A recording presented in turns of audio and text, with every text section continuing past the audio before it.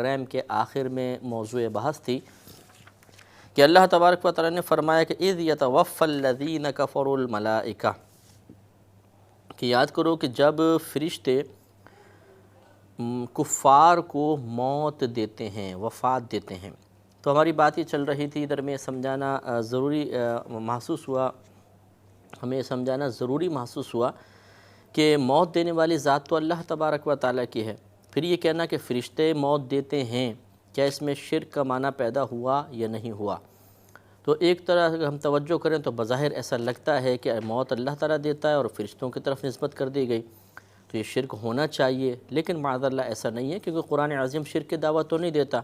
तो ज़रूर कोई ना कोई ऐसी तावील करनी पड़ेगी कि जिससे शिर्क वाला माना ख़त्म हो जाए।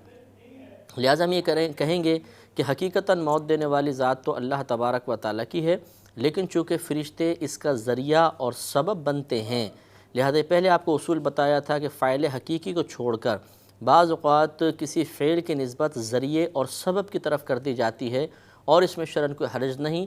फ़र्क बस ये होता है कि जब फ़ाइल हकीकी की तरफ फ़ेल की निस्बत करेंगे तो ये निस्बत हकीकिया होगी, और जब आप ज़रिया और सबब की तरफ निस्बत करेंगे तो उसको निस्बत मजाजिया कहा जाता है।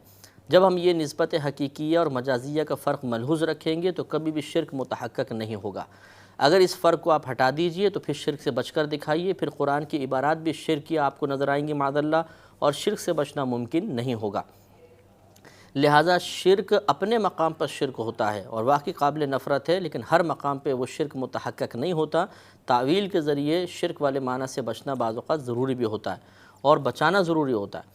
लिहाजा जिस तरीक़े से फ़रिश्तों की तरफ मौत की निस्बत कर देने से शिर्क साबित नहीं हुआ, क्योंकि यहाँ निस्बत मजाजिया मुराद ले रहे हैं। इसी तरह मैंने आपको समझाया था कि अकाबरीन की तरफ किसी चीज़ को, किसी फ़ेल को इस नीयत के साथ मंसूब करना कि ये निस्बत मजाजिया है, फ़ाइल हकीकी अल्लाह ताला है, ये हमें शिर्क से बचा लेता है।